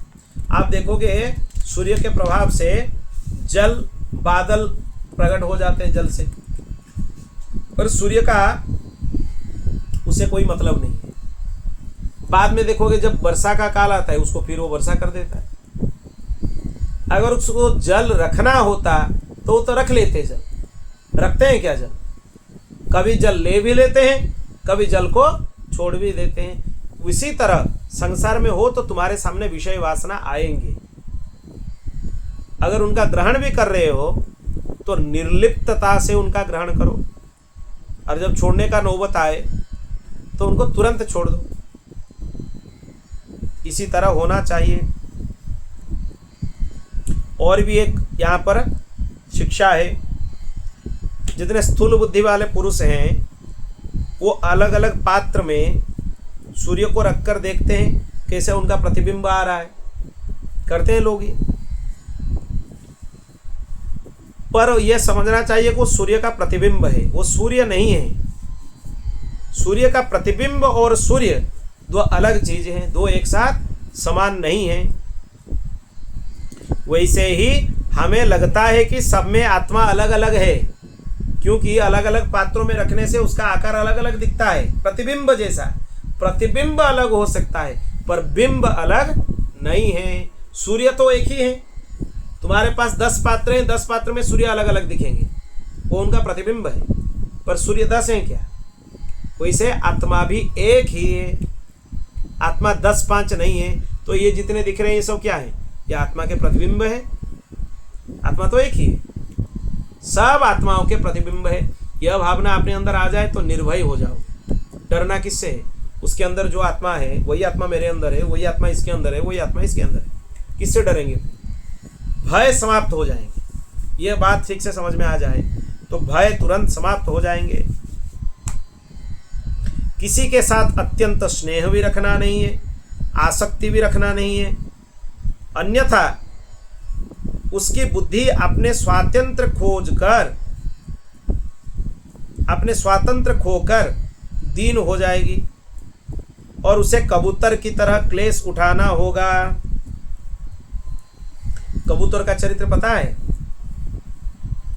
कबूतर अपने बच्चों को सिखाती है, देखो जंगल में शिकारी आएगा, जाल बिछाएगा, जाल में दाना डालेगा, दाना ग्रहण नहीं करना है, उसमें फंसना नहीं है। वैसे ही हम लोग गाते रहते हैं, आत्मज्ञान को खूब प्रवचन करते हैं, पर उसका पालन करने में अपने आप तुरंत हम समझ जाते हैं ये अलग है, हम अलग है, वो अलग है, वो अलग है। अरे इसमें इतना समझाया गया कि उसके अंदर जो आत्मा है वही आत्मा तुम्हारे अंदर है। वही भावना रखोगे तो जो हो रहा है उसको सरलता से ग्रहण कर लो, जो भी तुम्हारे साथ हो रहा है उसको सहजता से ग्रहण कर लोगे। अगर यह भाव रखोगे सब अलग हैं तो उसको ग्रहण करने में कठिनता होगा। तो ऐसे ही चिड़िया जो कबूतर है वो अपने बच्चों को सिखाती है, देखो शिकारी आएगा, जाल बिछाएगा, उसमें दाना डालेगा, उसमें फंसना नहीं है। ऐसे ही वो सिखाता रहता है, सिखाती रहती है। और उसमें क्या होता है, बाद में फिर शिकारी भी आ जाता है, जाल भी बिछा देता है, दाना भी डाल देता है, उसके अंदर ये सब फंस भी जाते हैं। फंसते हुए भी वही गीत गाते हैं, वो शिकारी के जाल में फंसे हुए हैं, शिकारी उसको लेकर अपने पीठ के ऊपर लाद कर लेकर जा रहा है। वो शिकारी के पास होते हुए बंधे हुए भी गाते, शिकारी आएगा, जाल बिछाएगा, दाना डालेगा, हमें फंसना नहीं है। यही हमारे हाल है, हम सबका हाल यही है। प्रवचन खूब करते हैं, लोगों को ज्ञान खूब बांटते हैं, पर अपने आचरण में जब आना चाहिए, भावना आना चाहिए, तब खो जाते हैं। हम कहाँ खो जाते हैं भगवान जाने। गाते रहते हैं, यहाँ पर चलता है, पर आचरण में नहीं आ पाता है। ये कबूतर का ही ऐसा ही हुआ। कबूतर का क्या हुआ, वो पेड़ पर एक घोंसला बना रखा था। वो कबूतरी के साथ कई वर्षों तक घोंसले में रहा। एक दूसरे के प्रति बहुत सारा उनके मन में प्रेम था। उनका कुछ अंडे फूट गए, अंडे थे उसमें घोंसले में, अंडे फूट गए। फिर उनमें से छोटे छोटे बच्चे निकले। उनके रोए बहुत कोमल थे और वो कबूतर कबूतरी अपने बच्चों को देखकर आनंदित हो गए, आनंद मग्न हो गए। फिर वो दोनों माया से मोहित हो गए, स्नेह पास से बंध गए अपने बच्चों के साथ। एक दिन जो कबूतर है वो अपने बच्चों के लिए चारा लाने के लिए जंगल चला गया था। वो इधर उधर भटकता रहा। इधर एक बहेलिया शिकारी घूमता हुआ संयोगवश वो घोंसले के पास आकर पहुंच गया। वो देखा कि घोंसले में कबूतर के बच्चे हैं। वो जाल फैलाकर उनको पकड़ लिया। कबूतर कबूतरी बच्चों को खिलाने पिलाने के लिए हर समय उत्सुक रहते थे। अब वो चारा लेकर घोंसले के पास आए। पहले कबूतरी देखा कि उसके नन्हे बच्चे वहां पर फंस गए हैं। उनको देखकर वो रोती रही, चिल्लाती रही। भगवान की माया से उसका चित्त बहुत मोहित हो गया था। वो स्नेह बंधन से बंध गई थी। मेरे प्राण यहाँ पर फंस गए बच्चों के रूप में, और कबूतर भी रोता रहा। मेरे प्यारे बच्चे और मेरी प्राण प्रिया पत्नी यहाँ पर फंस गई, इनको कैसे बचाएं, क्या किया जाए। उसका मन में बहुत कष्ट आया। वो सोचता रहा, मैं अभागा हूँ, दुर्मति हूँ, हाय हाय, मेरा तो सत्यानाश हो गया। कबूतर रोता रहा, मेरा गृहस्थाश्रम नष्ट हो गया, अब क्या किया जाए। कबूतर के बच्चे जाल में फंसकर वो तड़फड़ा रहे थे। स्पष्ट दिख रहा था कि वो मौत के पंजे में है। कबूतर सब कुछ देखते हुए इतना दीन हो रहा था, स्वयं जानबूझकर वो जाल में कूद गया। वो सोचा कि ये लोग तो मरने वाले हैं, कबूतरी भी अंदर है, बच्चे भी अंदर है, हम फिर बाहर रहकर क्या करेंगे। वो कूद गया, जाल के अंदर ही कूद गया। और वो बहुत प्रसन्न हो गया, बहेलिया सबको लेकर चला गया। जो कुटुंबी हैं, विषयों और लोगों के संग में साथ में रहते हुए अपने कुटुंब के भरण पोषण में अपने सुध बुध खो डालते हैं। वो सोचते हैं कि यही धन संपत्ति घर पैसा यह सब कुछ है, इन्हीं के लिए ही सब कुछ है। सब फंसते हैं, उनके साथ वो भी फंस जाता है। देखो कबूतर यहाँ फंसा हुआ था क्या, कबूतर तो बाहर था, वो चाहता तो उड़कर भी जा सकता था, पर जानबूझकर वो भी जाल में फंस गया। यहाँ से दत्तात्रेय भगवान बोलते हैं, इनसे हमारी शिक्षा यह हुआ कि ये मनुष्य का शरीर मुक्ति का खुला द्वार है। इसे पाकर कबूतर की तरह घर गृहस्थी में फंसना नहीं चाहिए, नहीं तो तुम्हें आरूढ़ च्युत बोला जाएगा। उनके लिए एक शब्द भी है शास्त्र में, आरूढ़ च्युत। बचने का वहां पे संभावना है, फिर भी पतित हो गया। च्युत मतलब क्या, पतित। बोल भक्त वत्सल भगवान की जय। प्राणियां ना चाहते हुए भी अपने पूर्व कर्म के फल उनको भोगना होता है। अनायास उनको पूर्व कर्म के हिसाब से सब कुछ प्राप्त हो जाता है। अपने प्रारब्ध के ऊपर भरोसा करते हुए वैसे ही रहना चाहिए। यहाँ पर एक मूर्ख होते हैं लोग, वो सोचते हैं कि हम ये कर लिए इसीलिए हो गया। तुम नहीं करते तो भी वो तुम्हें जो मिलने वाला था वो मिलता है। यहाँ तक अगर तुम्हारा वो खाना जो है, खाद्य जो है, खाना तुम्हारे भाग्य में लिखा है, नहीं खाओगे तो जबरदस्ती मार पड़ेगा, फिर खाओगे उसको। यह भी दृष्टांत देखा जाता है। किसी के भाग्य में कोई खाना लिखा हुआ है, वो चाहता हुआ भी नहीं खाता है, तो उसको मार दिलाकर खिलाया जाता है वो खाना। यह भी दृष्टांत मिलता है। तो प्रारब्ध से ना हमें अधिक मिलता है, ना प्रारब्ध से कम मिलता है। हम प्रारब्ध के हिसाब से ही चलते हैं। पर हम मूर्ख हैं, हम मान लेते हैं कि ये करते नहीं है इसीलिए होता नहीं है, ये करते हैं इसीलिए हो रहा है। ये अपनी मूर्खता है। तो इसके लिए काम छोड़ दे क्या? कुछ छोड़ने का जरूरत नहीं, जो करना है करो, पर अंदर समझ लो जो हो रहा है मेरे साथ, ये मेरे प्रारब्ध के वश ही हो रहा है। या हमने किससे सीखा? या हमने अजगर से सीखा। जब तक अजगर को खाना मिल जाता है वो पा लेता है। कभी कभी उसको बहुत दिन तक नहीं मिलता है, नहीं मिलता है तो नहीं मिलता है, वैसे ही जी लेता है वो। इसीलिए यह अजगर से शिक्षा लेना चाहिए। समुद्र से मैंने यह सीखा, साधक को प्रसन्न और गंभीर रहना चाहिए। सागर जैसा अथाह है, अपार है, असीम है, वैसे क्षोभ साधक के अंदर नहीं होना चाहिए। विस्तार रखो अपने आप को। कितने भी वर्षा काल का जल समुद्र में मिल जाए, तब देखो समुद्र में बाढ़ आना, नदी में बाढ़ आते हैं, समुद्र में बाढ़ नहीं आते हैं। समुद्र जैसा है वैसा ही है। ना उसको घटने से उदासीनता है ग्रीष्म काल में, ना उसका बढ़ने से खुशी है वर्षा काल। यह समुद्र से शिक्षा लेना चाहिए। मैं पतंग से यह शिक्षा ग्रहण किया हमने कि वो आग के तरफ मोहित होकर चले जाते हैं। कहीं भी देखो आग लगा लो, बहुत सारे पतंग आ जाते हैं। हालांकि वो पतंग वही आग में ही जलकर राख हो जाते हैं, फिर भी वो आग के पास स्वाभाविक आते हैं। हम लोगों का भी यही स्वभाव है।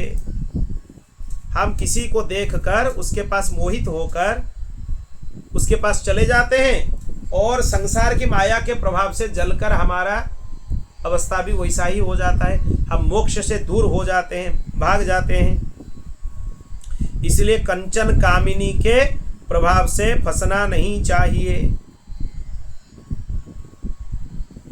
और गृहस्थाश्रमियों के ऊपर भी कोई भार किसी को देना नहीं चाहिए।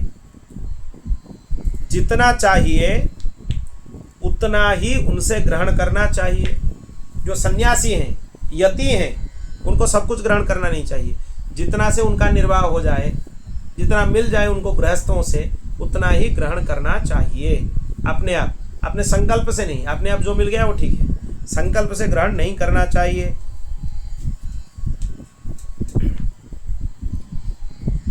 जिस प्रकार भौरा भिन्न भिन्न पुष्प से सार ग्रहण करता है, बुद्धिमान पुरुष को चाहिए वो शास्त्र का सार ग्रहण करे।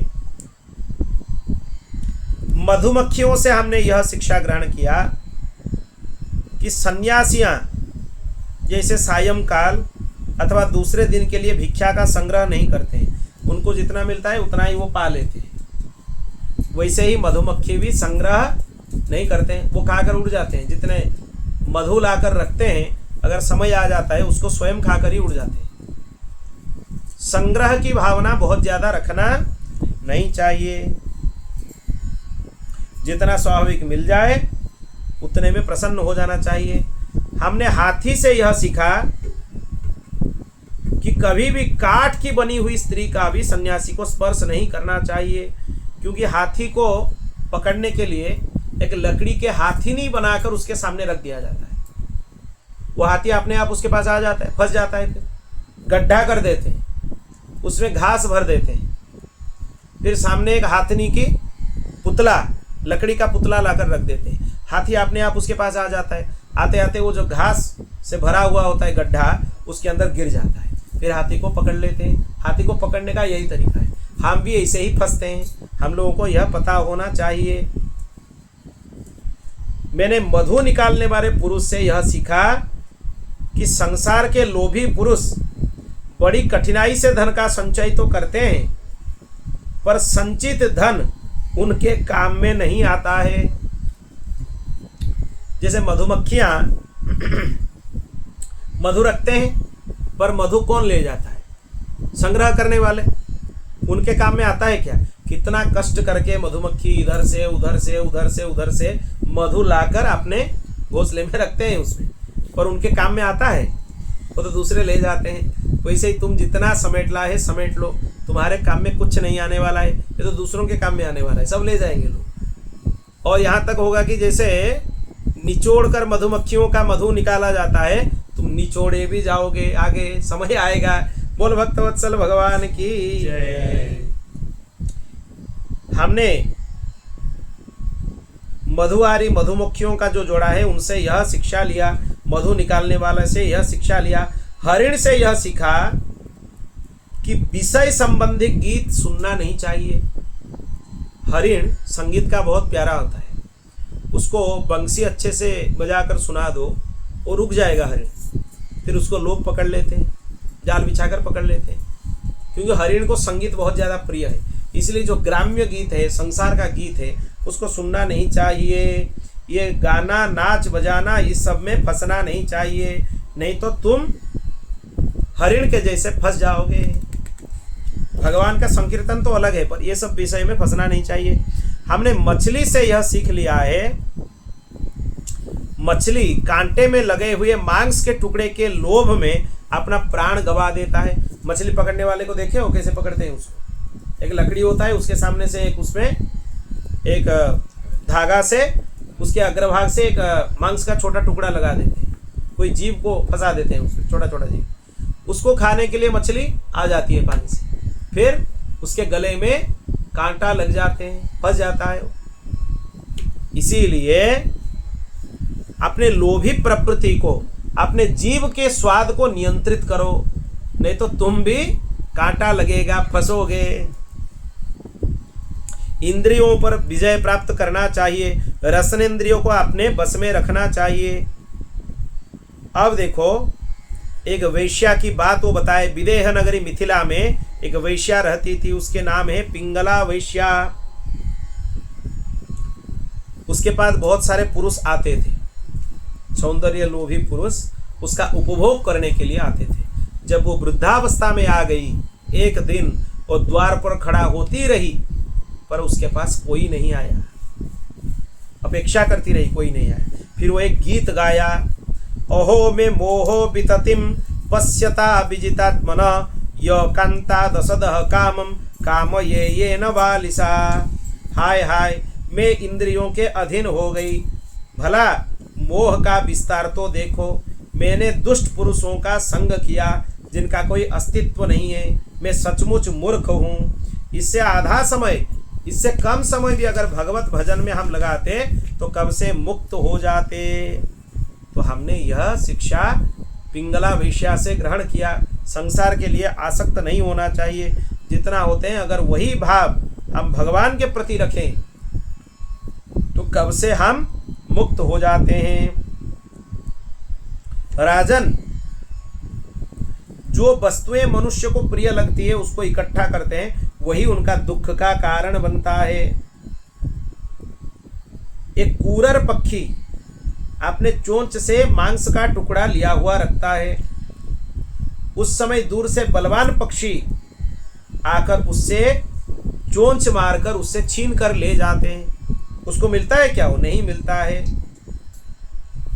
इसी तरह जो हम संग्रह करते हैं वो हमारे काम में नहीं आता है। मान अपमान से फंसना नहीं चाहिए। यह हमने किससे शिक्षा लिया? बालक से। बालक को तुम कितना भी गाली दो, 5 मिनट के बाद एक चॉकलेट उसको पकड़ा दो, सब भूल जाएगा। क्यों? वो निश्चल निष्कपट होता है। हमें कोई एक बात बोल दे, वो सोचते रह जाते हैं, हाँ हमें ये बोल दिया, वो बोल दिया। वो बालक के अंदर नहीं होता है।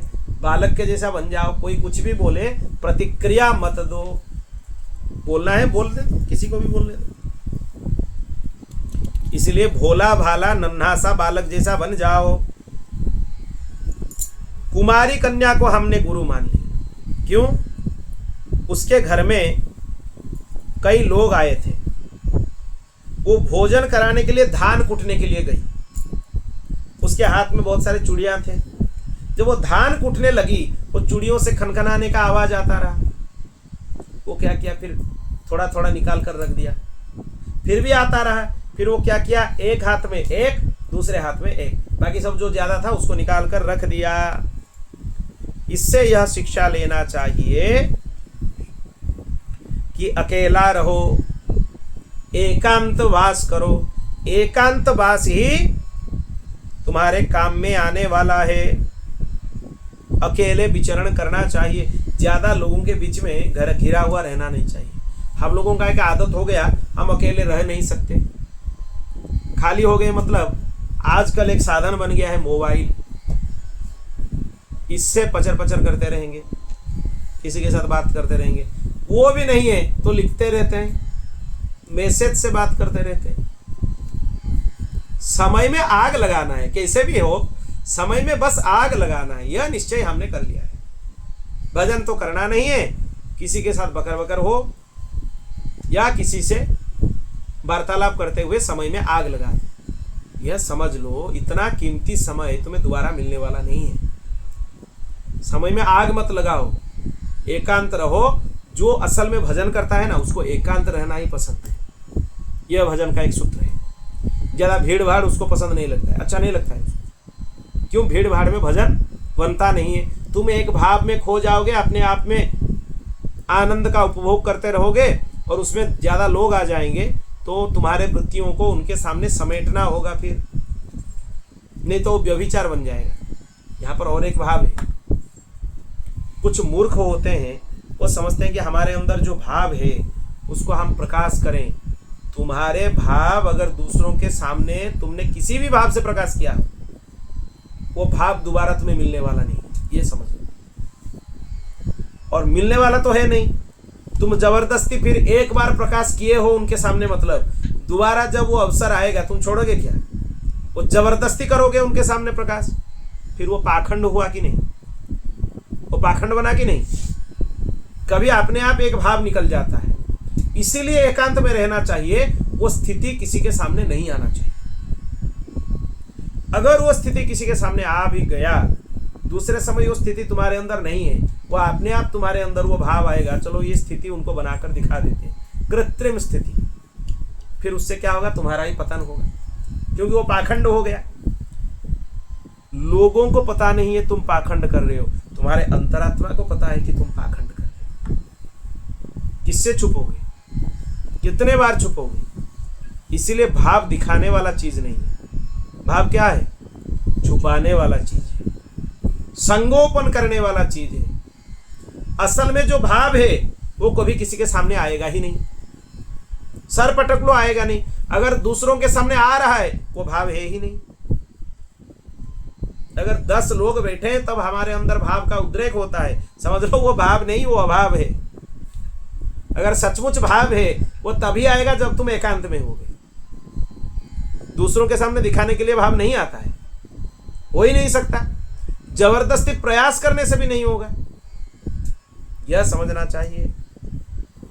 मैंने बाण बनाने वाले से यह सीखा कि अपने आसन और श्वास को जीत कर अभ्यास के द्वारा मन को बस में रखना चाहिए। वो मन को बस में रखकर ही बाण बनाता है। हमने सर्प से, सांप से यह सीखा कि सन्यासियों के तरह अकेले ही विचरण करना चाहिए। सांप अपने लिए कभी स्थान बनाता है, गुफा बनाता है? वो चूहे के गुफा में जाकर रह जाता है। गुफा बनाने वाला कौन है? चूहा। उसके बिल में ही जाकर घुसकर रह जाता है, अपने लिए कुछ नहीं करता। मकड़ी से हमने यह शिक्षा लिया, भगवान अपने से ही ये संपूर्ण जगत की रचना करते हैं। जो मकड़ी है वो अपना जाल अपने से ही बना लेता है, फिर जब समय आता है अपने अपने जाल को अपने अंदर ही वो समेट लेते हैं। वैसे ही ये भगवान ये सृष्टि को बनाते हैं और जब इसका प्रलय काल आता है अपने अंदर ही उसको समाहित कर देते हैं। प्रकृति पुरुष ये दोनों ही नियामक है, कार्य है, कारण है। उन्हीं के प्रभाव से ही सब कुछ चलता रहता है। बोल भक्तवत्सल भगवान की जय। राजन मैंने भृंगी। हाँ, यहां पर और एक चीज समझना चाहिए। मकड़ी में ये जगत को परमेश्वर अपने में से उत्पन्न करते हैं, जीव रूप से विहार करते हैं, उसी में अपने आप को लीन कर लेते हैं। इसीलिए उसमें फंसना नहीं चाहिए। वो जाल में भृंगी से, बीलिनी से, एक कीड़ा है, वो कीड़े से हमने यह शिक्षा ग्रहण किया, यदि प्राणी स्नेह से, द्वेष से अथवा भय से जानबूझकर किसी भी वस्तु में अपने मन को लगा दे, उसी स्वरूप में हो जाता है। आपको पता है एक विशेष तरह की कीड़ा है भृंगी, वो एक विशेष स्वरूप चिंतन करते करते करते करते वैसा ही बन जाता है। जानते हो, ये एक कीड़ा होता है, छोटा कीड़ा, वो दूसरा कोई प्राणी का चिंतन करते करते करते वही बन जाता है। उसका पंख निकल जाते हैं, उड़ने लगता है। होता है ये, उड़िया में हम लोग प्रजापति बोलते हैं। तो दूसरे कीड़े होते हैं तितली, वो बन जाते हैं। कैसे बनते हैं वो? उसका चिंतन करते करते करते वही बन जाते हैं। वैसे ही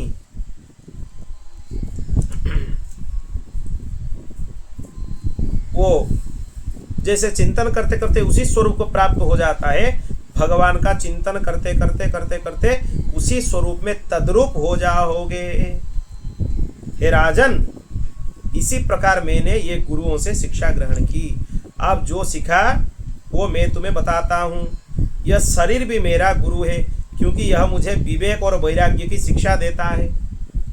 मरना और जीना तो इसके साथ ही लगा रहता है। इस शरीर को पकड़ रखने का फल है दुख, और दुख भोगते जाओ।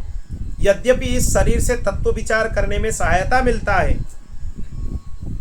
पर फिर भी यह समझना चाहिए एक ना एक दिन यह शरीर नष्ट होगा, इसको कुत्ते और सियार खा जाएंगे। इसलिए मैं असंग रहकर विचरण करता हूं। जीव जिस शरीर को प्रिय समझते हैं, उसके पोषण में लगे रहते हैं, धन संचय करते हैं, वही उसके लिए दुख का व्यवस्था कर देते हैं, उसको फंसाते हैं। ये बहुत विचित्र बात है। और एक एक करके जीव अपने आप में फंस जाते हैं।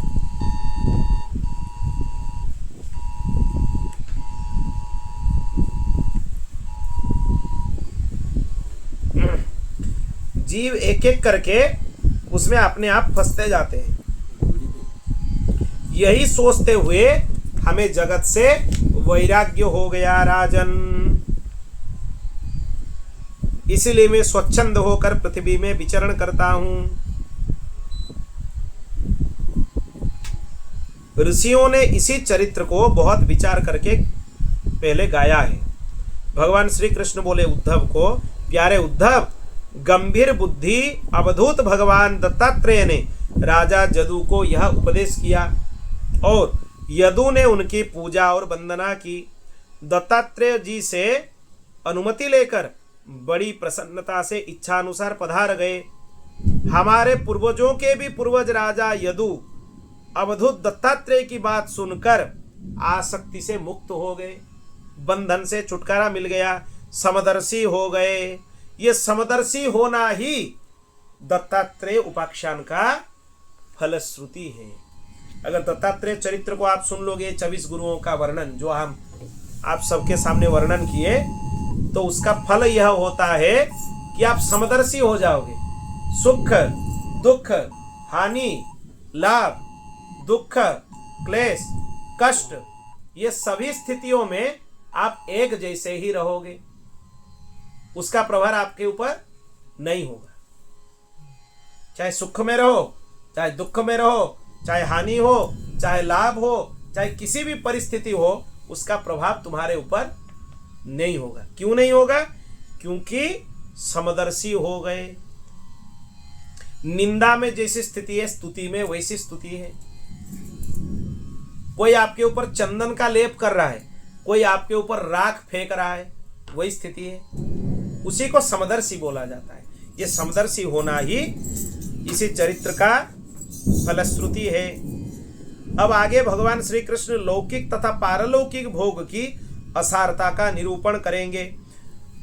उसको आगे से हम श्रवण करेंगे। बोल भक्तवत्सल भगवान की जय। बहुत अद्भुत चरित्र है आगे से। फिर ये दत्तात्रेय उपाख्यान यहीं पर पूर्ण होता है।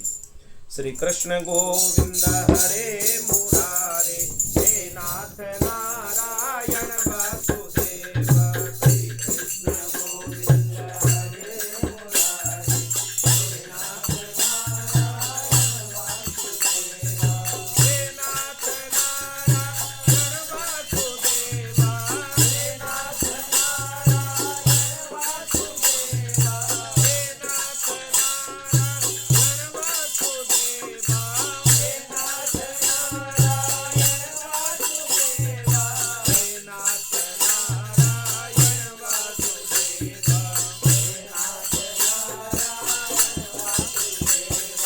श्री कृष्ण गोविंद हरे मुरारे, हे नाथ नारायण वासुदेव। श्री कृष्ण गोविंद हरे मुरारे, हे नाथ नारायण वासुदेव, हे नाथ नारायण वासुदेव, हे नाथ नारायण वासुदेव, हे नाथ नारायण वासुदेव, हे नाथ नारायण वासुदेव, हे नाथ नारायण वासुदेव, हे नाथ नारायण पूर्णमदः पूर्णमिदं पूर्णात् पूर्णमुदच्यते पूर्णस्य पूर्णमादाय पूर्णमेवावशिष्यते। हरिः ओम शान्तिः शान्तिः शान्तिः। श्रीकृष्णार्पणमस्तु।